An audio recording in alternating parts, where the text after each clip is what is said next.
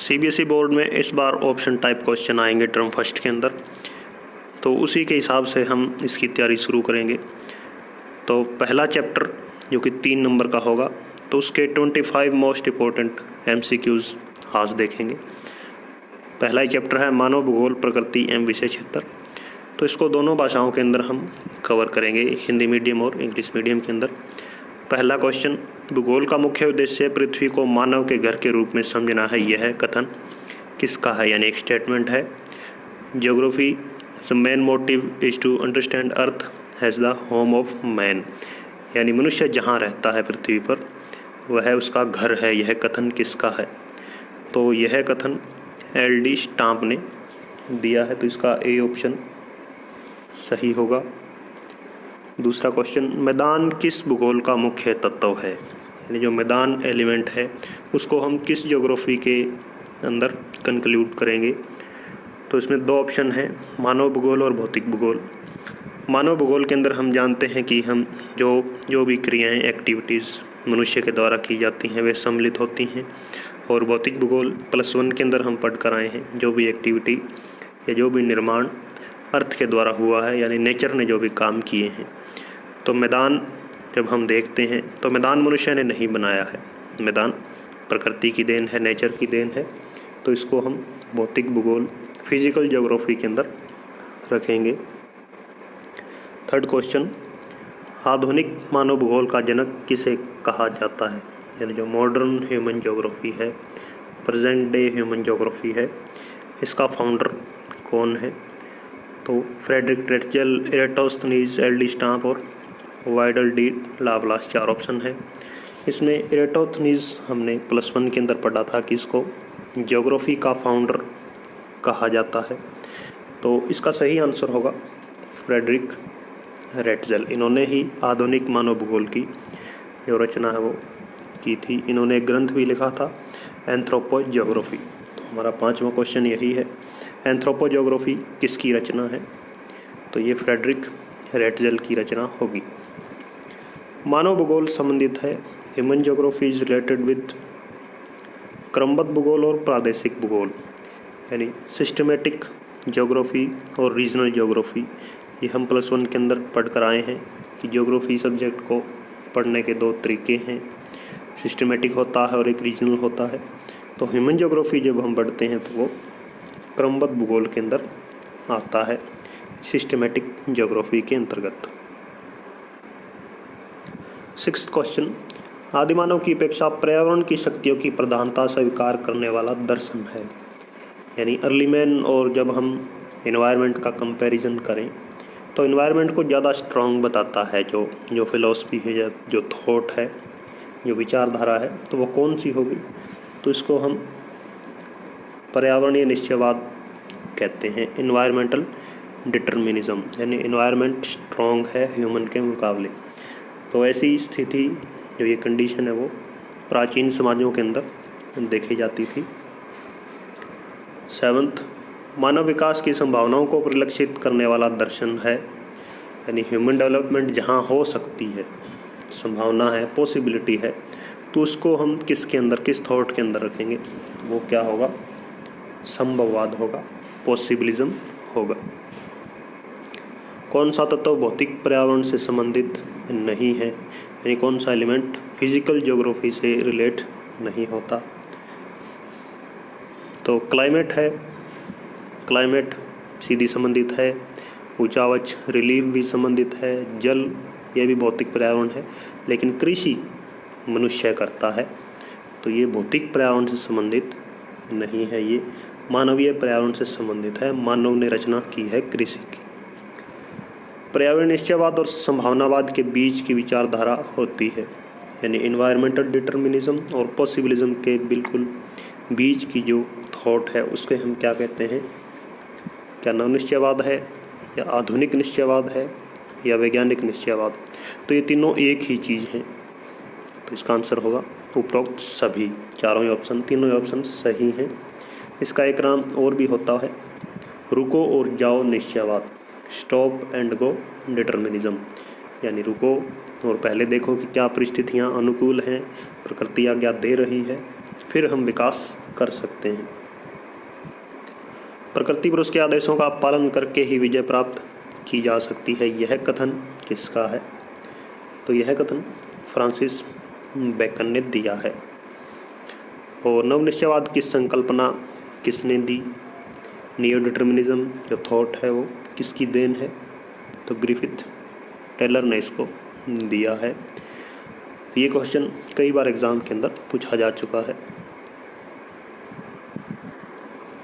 Next, विकसित अर्थव्यवस्थाओं द्वारा चली गई मुक्त चाल का परिणाम है, यानी फ्री रन इकोनॉमी होती हैं यानी जो विकसित देश हैं, डेवलप्ड कंट्री हैं, वे बेहिसाब तरीके से जो डेवलपमेंट करते हैं तो उसके क्या प्रभाव हो सकते हैं? हरित गृह प्रभाव यानी ग्रीन हाउस इफेक्ट हो सकता है, ओजोन परत का डिप्लेशन हो सकता है, या ग्लेशियर पीछे हट रहे हैं, या ये सभी।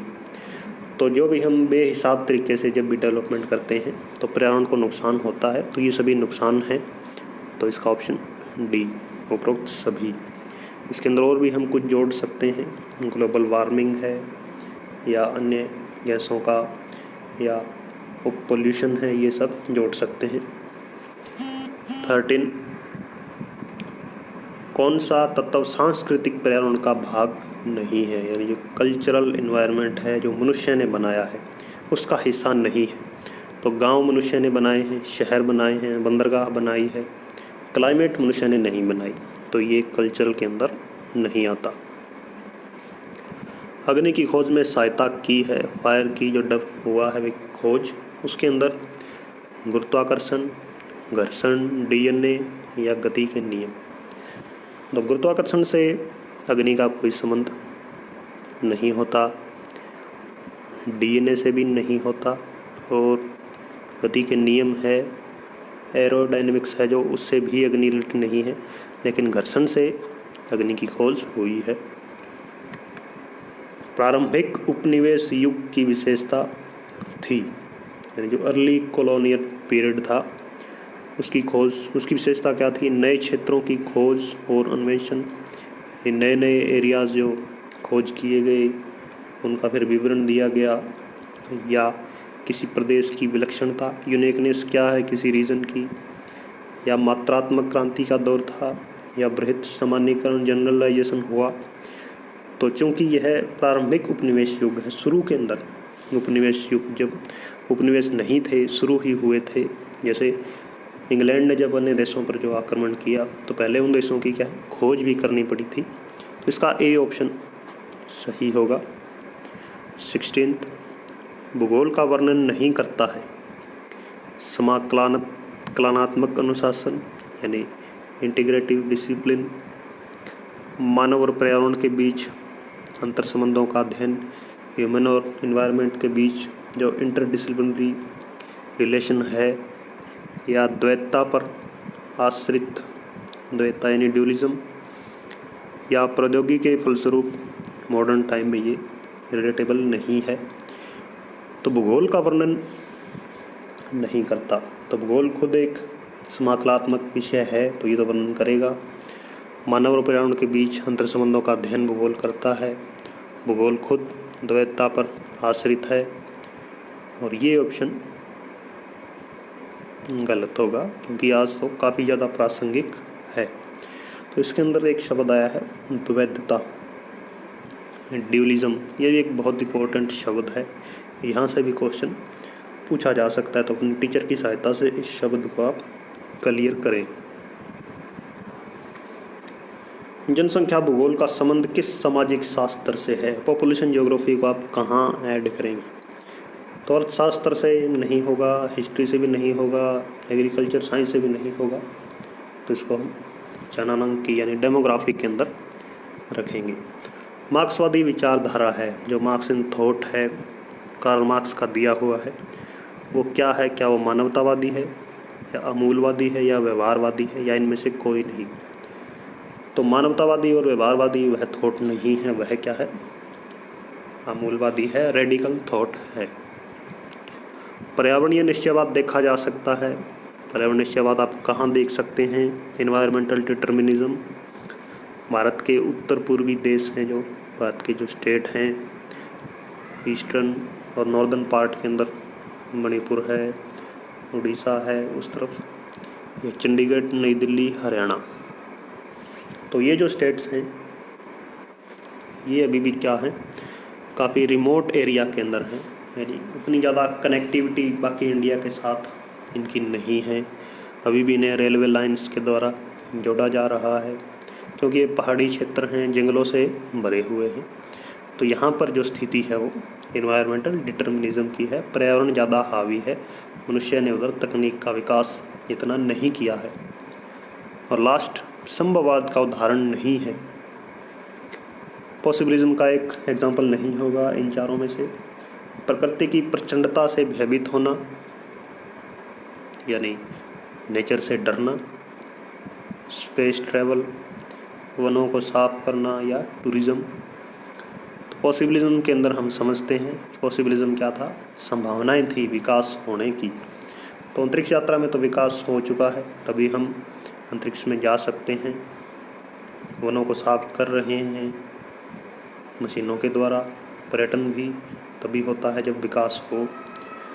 लेकिन प्रकृति से डरना कब डरता है मनुष्य, जब वो पर्यावरण निश्चयवाद के अंदर हो। तो इसका ये ऑप्शन सही होगा। तो ये 20 क्वेश्चन हमने आज कवर किए हैं। इसके अतिरिक्त आप NCERT की बुक है उसको अच्छे से पढ़ें, उसकी तैयारी करें, क्योंकि NCERT की बुक में से ही 90-95% क्वेश्चन आते हैं। इसके अतिरिक्त बुक के अंदर जो 1-2 टेबल बनी हुई हैं, इसके अंदर एक तो ये इस प्रकार के क्वेश्चन हैं, जनसंख्या भूगोल का संबंध किस प्रकार, और एक मार्क्सवादी विचारधारा की भी टेबल दी गई है। 2 टेबल हैं। एक और जो इम्पोर्टेंट टेबल है उसके अंदर, ये मैं आपको बुक के अंदर दिखाता हूँ टेबल।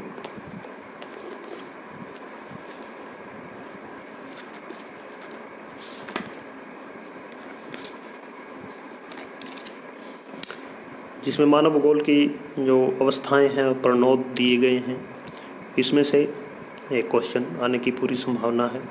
तो इसके अंदर भी पूछ लेंगे, एक प्रकार का लक्षण दे देंगे, हो सकता है उसके उपागम पूछ लें या समय अवधि पूछ लें। एक टेबल आपकी ये है, मानव भूगोल के क्षेत्र और उप क्षेत्र उसके अंदर दिखाए हैं और अन्य साइंस के साथ उनका क्या संबंध है। तो दोनों टेबल्स को आप अच्छी तरह याद करेंगे, यहाँ से भी क्वेश्चन पूछे जा सकते हैं। और एक टेबल आपकी ये जो विचारधाराएं हैं इससे संबंधित है, जो कि NCERT की बुक के अंदर दी गई है। इसको भी आप अच्छे से कवर कर लें तो आपका पहला चैप्टर पूरा कवर हो जाएगा। 3 नंबर के क्वेश्चन यहाँ से पूछे जाएंगे। धन्यवाद।